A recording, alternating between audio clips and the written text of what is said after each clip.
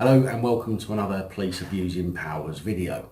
Now, the great thing about this channel is that there's never a shortage of things to talk about, and that keeps me busy when I'm not working, but also ensures that I can keep you well entertained as well. Now, 4 weeks ago I posted a video entitled Police with Top 4 UK Worst Police making, Forces. possessing and If you haven't distributing seen it yet, I'm going images to of put the link in children, the description. voyeurism, But to possession, jog your memory, class A it was drugs this one. and sexual assault. In at number 3 is Northumbria Police, coming in with at least 16 offences, including possessing extreme pornography and indecent images of a child, public order, criminal damage. And on mover at number 2 is Greater Manchester Police with 32 convictions, including voyeurism, sexual activity with a child under 16, possession of indecent images of a child, supplying Class A drugs, and murder, to name but a few. And still number 1 is Northern Ireland Police Service, which had the worst record with at least 57 offences committed by serving officers, including possession of a loaded firearm while drunk, supplying Class B and Class C drugs, and selling counterfeit goods.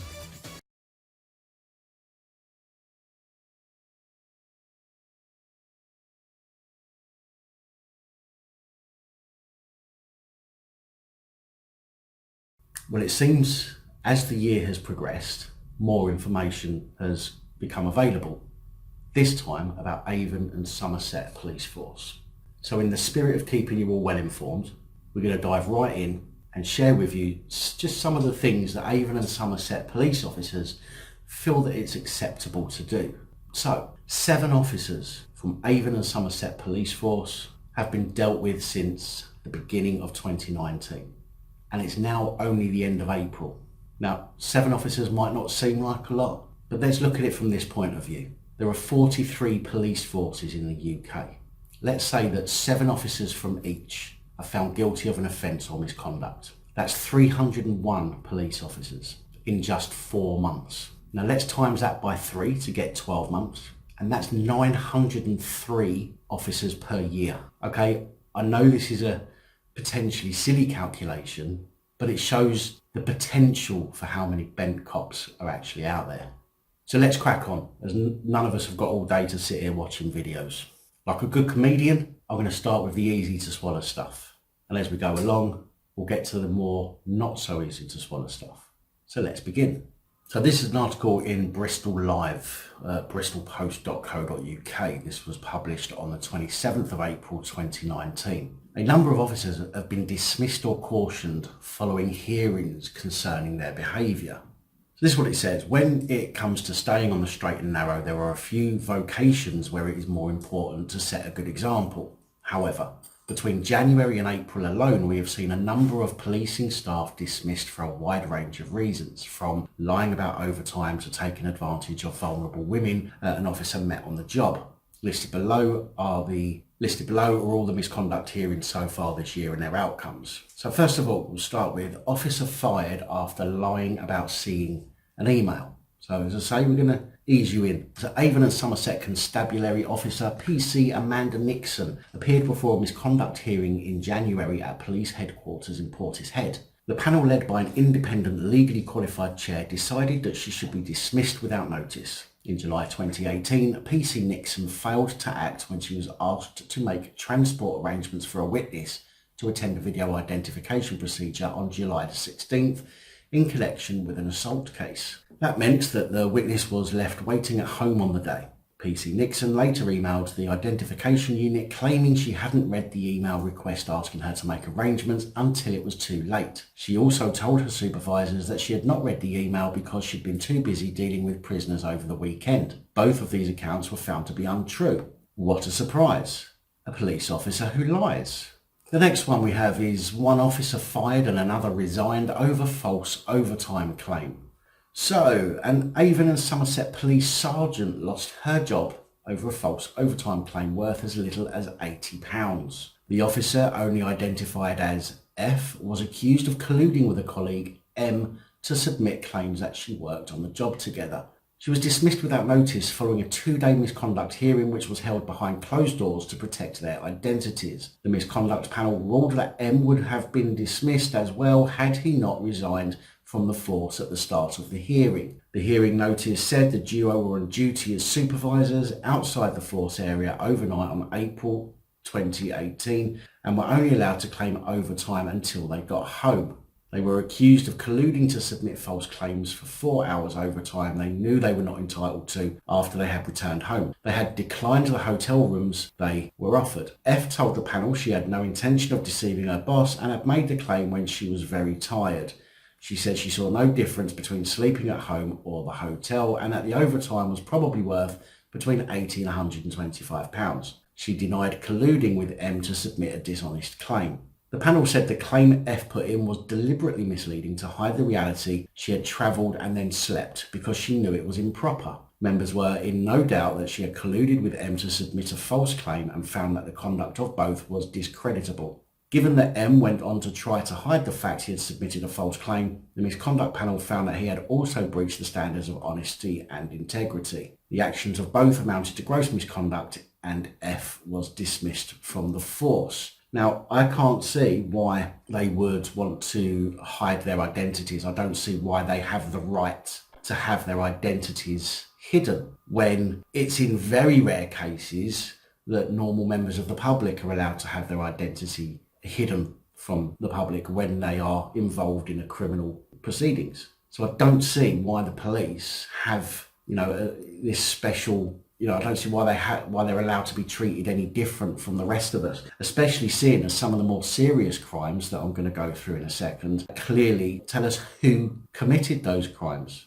Okay, so Detective Constable dismissed for drink driving. DC Emma George was dismissed without warning following a special case hearing on April the 9th, 2019. On December the 11th, 2018, DC George was arrested on suspicion of driving whilst under the influence of alcohol and failed to provide a specimen for a breathalyzer test. She was subsequently charged with failing to provide a specimen and on February the 7th, 2019, entered a guilty plea at North Somerset Magistrates Court.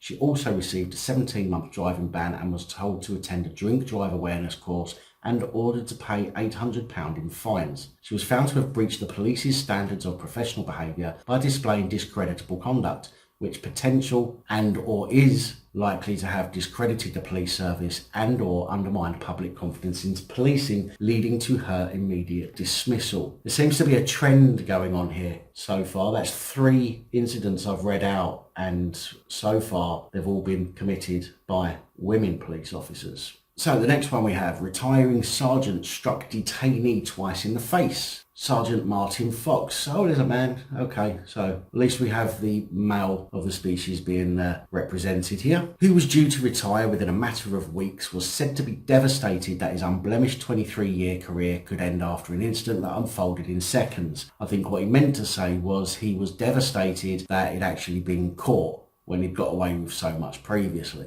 And Avon and Somerset, that's my opinion by the way, an Avon and Somerset Police misconduct panel accepted that the incident was a momentary loss of self-control and handed him a final written warning. If it's a final written warning that he's received, then surely he's received a written warning prior to that and a verbal warning prior to that. Isn't that how the warning system goes? The jobs that I've worked in, and even my own business, is verbal warning, written warning, final written warning, see you later. Unless it's gross misconduct, and then it's goodbye. But if this guy has been handed a final written warning for his first ever offence, it just doesn't seem right to me. I appreciate it's a serious offence, but to me, that's assault, and he should have been dismissed. You can't turn around and say to somebody, oh, well, you've been okay for 23 years, so we'll let you off. You know, what would happen if you or I punched somebody in the face a couple of times in the street and said, well, you know what, officer, I haven't been in trouble for 20 years. Can you let me off?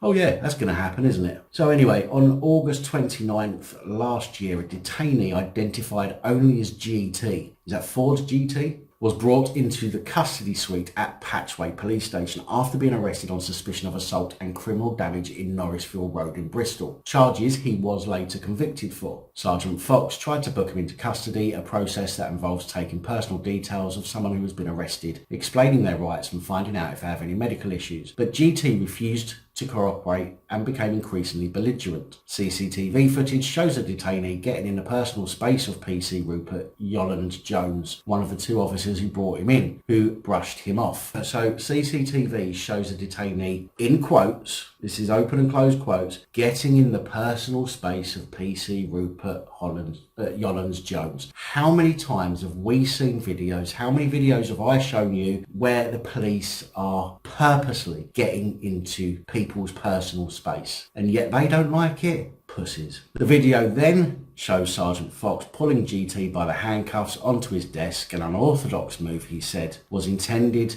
to deflate the situation and prevent his colleagues from being assaulted. So the guy was handcuffed and he was worried about being assaulted. Now, yes, I appreciate that, maybe he could kick out or headbutt or shoulder barge or something, but the guy's handcuffed. How much damage is he really going to do to somebody if he can't grab hold of them and wrestle them and grapple them and punch or whatever? He used GT's hair to turn his head so they were face to face so they could continue the booking in process. Jesus. Custody sergeants cannot compel detainees to answer their questions, and the panel said the use of force was unlawful and amounted to misconduct. GT spat in his face, which the panel said was despicable, and I think it's disgusting, to be honest, spitting, and an act of extreme provocation. Sergeant Fox struck him in what was described as a hammer blow. The officer said he used minimal force and it was an instinctive reaction. He claimed the second strike, when GT was facing downwards, was to control the situation and prevent him spitting. Again, presenting Avon and Somerset Police, Barrister James Berry said the second strike was gratuitous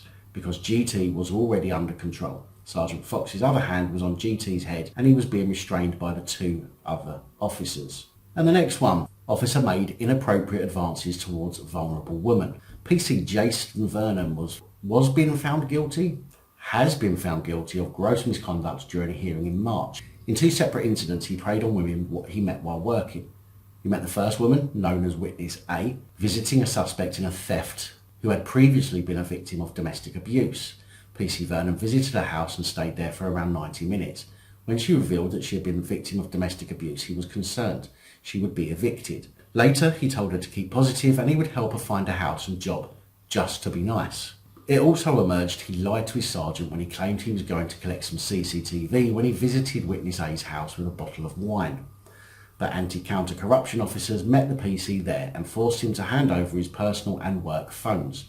PC Vernon met Witness B in July 2017 when she reported an assault on her mother and ongoing harassment towards her. The misconduct notice says Witness B later talked on the phone to the officer and disclosed that she had attempted suicide in 2014, and then between October 30, 2017 and January 23, 2018, they exchanged numerous emails. In a letter written to the 20-year-old, PC Vernon wrote, "I cannot be your personal police officer who takes your cases.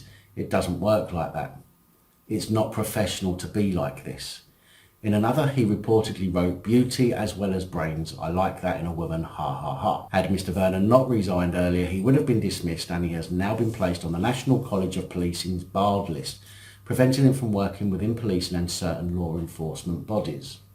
Next, we have Special Constable shared sexual photos without consent. A former Special Constable has been barred from policing after sharing private sexual photographs and videos of another person without their consent. The disciplinary action follows a hearing at Avon and Somerset Police HQ in Portishead, where the officer was found to have committed gross misconduct. The volunteer officer, identified only as Special Constable A for arsehole, would have been dismissed for the gross breach of privacy but resigned before the hearing. The hearing was held behind closed doors to protect the identity of those involved. I don't see why the police officer should have his identity protected.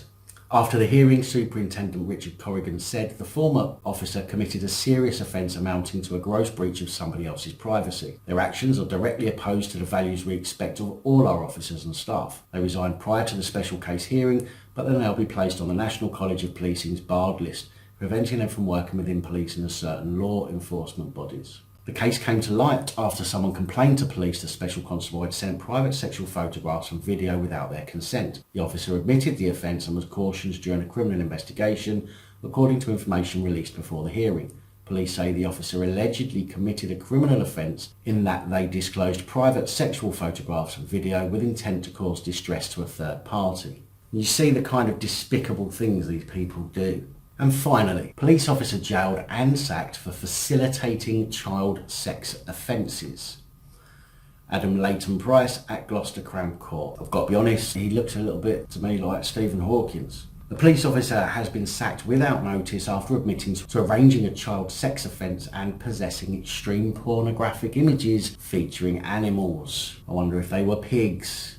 Adam Leighton Price, who was an Avon and Somerset constabulary officer, was dismissed in February at a special case hearing at police headquarters, chaired by Chief Constable Andy Marsh. The hearing followed an appearance at Gloucester Crown Court in January, during which Leighton Price admitted 1 count of arranging or facilitating a child sex offence and 3 counts of possessing extreme pornographic images. These images depicted sexual acts involving animals. He was later jailed for a year. His crimes were first exposed... A year? Wow. His crimes were first exposed after someone he had been speaking with via social media alerted a child protection charity with their concerns. The concerns were passed on to the police force, who suspended Leighton Price whilst an investigation was carried out. Leighton Price, 45, of North Somerset, chose not to attend a misconduct hearing at the police HQ in Portishead on Thursday because he did not believe he would get a fair and just hearing. I mean, what's he expecting, to be let off, pat on the back? Sick bastard. In addition to being dismissed, Leighton Price was placed on the National College of Police barring list, or policing's barred list, preventing him from working within policing and law enforcement bodies. The Police Federation chose not to represent him. I think the guy should have been put on a sex offenders list as well. Absolutely disgusting. Anyway, guys, that's just to give you an idea there of the kind of things that are going on that generally we don't get to hear about or see. Now, again, this is only a very small portion of all police officers, okay?